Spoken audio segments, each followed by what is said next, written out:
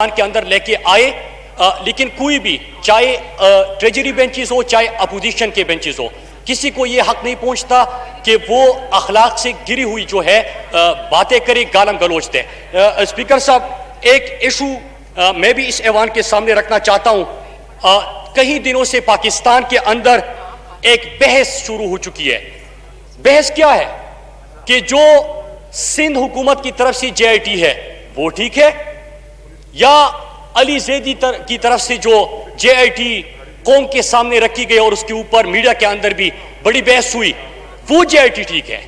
Speaker صاحب، اس کے content کے اوپر غور نہیں ہو رہا کہ اس میں جو باتیں کی گئی ہے کہ بدتخوری، قتل و غارت گری، ڈھاکہ، دہشت گردی اور یہ تمام چیزیں اس کے اندر اٹھائی گئی۔ اسپیکر صاحب، میں ایک ڈاکومنٹ آپ کے سامنے لے کے آیا ہوں جس کے اوپر نہ سندھ نے اختلاف کیا نہ علی زیدی صاحب نے اختلاف کیا۔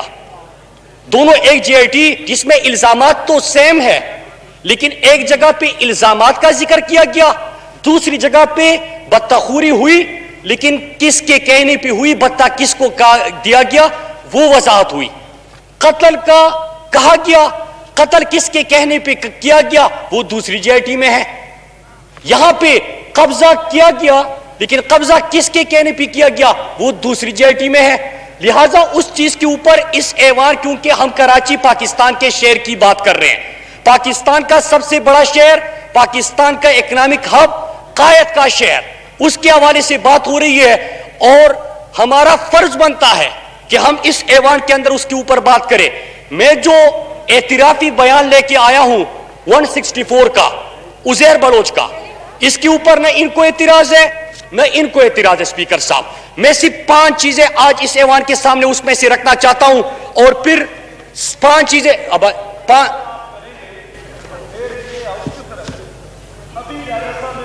نہیں تو میں نے کون سی گالی دی ہے؟ اس نے تو کوئی اس طرح کی بات نہیں کی ہے، ابھی کوئی بھی بات اس طرح کی نہیں کی ہے، ابھی آپ اس کو بولنے نہیں دیں، یہ تو صحیح نہیں ہے۔ اسپیکر صاحب، میں جب یہ 164 کا اعترافی اسپیکر صاحب، میری اتنی گزارش ہے کہ میں صرف 5 پوائنٹ اس میں سے اٹھا رہا ہوں، اور میں ان کو 2 گھنٹے کے لیے بھی سننے کے لیے تیار ہوں۔ یہ صرف 5 سوالات اٹھنے دے، باقی میں 2 گھنٹے بھی ان کو سن لوں گا سر۔ اسپیکر صاحب، جب میں یہ اعترافی بیان دیکھ رہا تھا تو مجھے اسی پارلیمنٹ میں نے ایک شعر جب ہم اپوزیشن میں تھے، مجھے وہ یاد آ گیا کہ لگا کر گاٹ سرحد پر میاں بیزار بیٹھے تھے، لگا کر گاٹ سرحد پر میاں بیزار بیٹھے تھے، بڑے ہی ضبط کے ماہر بڑے فنکار بیٹھے تھے، یہ دہشت گرد یوں ہی روز آ کر نہیں پڑتے، اسمبلی اور وزارت میں سہولت کار بیٹھے تھے۔ اسپیکر صاحب، آغاز ہوتا ہے اس کا 164 کے بیان کا کہ 2008 میں جب میں جیل میں تھا، عزیر بلوچ کہتا ہے، تو مجھے پیپلز پارٹی نے قیدی کارکنوں کا ذمہ دار بنایا۔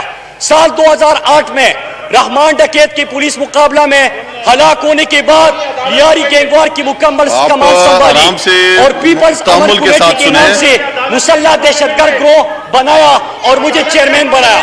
2008 سے 2013 تک میں نے مختلف ذرائع سے اسلحہ خریدا،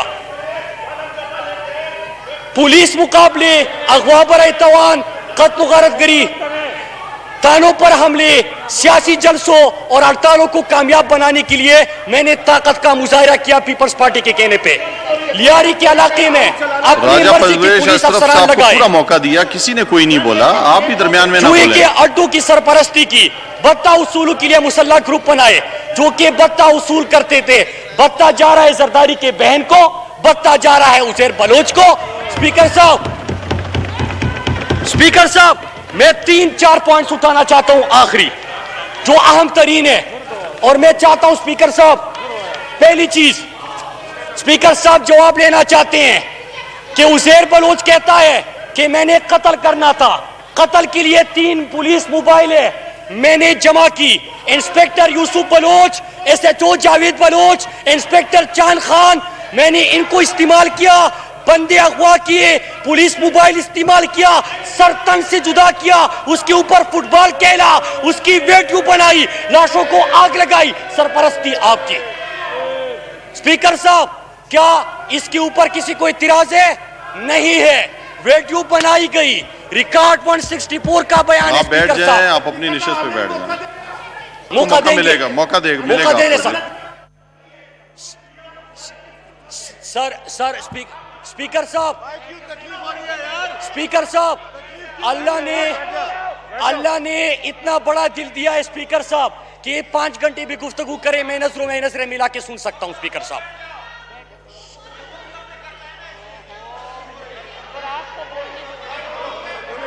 स्पीकर साहब, फिर उसके बाद क्या होता है? पूरा मौका दिया है, पूरा मौका दिया है आपको।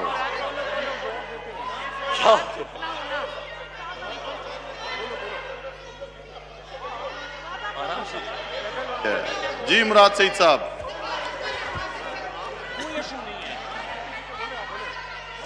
उनको दिया पूरा, किसी ने दरमियान में नहीं बोला। स्पीकर साहब, फिर उसके बाद कहते हैं, मैंने सेनेटर यूसुफ बलोच के कहने पर 500 से ज्यादा नौकरियां क्राइम पेशा अपराध में तकसीम की। स्पीकर साहब आगे कहते हैं कि मैंने अवैस मुजफ्फर टप्पी को आसिफ जरदारी के लिए 14 शुगर मिलों पर कब्जे में मदद के लिए इस्तेमाल किया। फिर आगे कहते हैं कि मैंने अपने गिरोह के 15-20 लड़के आसिफ जरदारी के कहने पर बिलावल हाउस में भेजे, जिन्होंने बिलावल हाउस की गर्दनवा में लोगों को हरासा किया और 30-40 घर खाली करवाए। स्पीकर साहब आगे कहते हैं, स्पीकर साहब दस्तगीर को दिया। जी शाहिदा रहमानी साहबा। जी बहुत शुक्रिया स्पीकर साहब। मैं कोरम ऐवान के तवज्जो कोरम की जानिब निशानदेही करती हूँ कि कोरम पॉइंट आउट करती हूँ। जी गिनती की जाए, जी कोरम पूरा किया जाए, गिनती की जाए।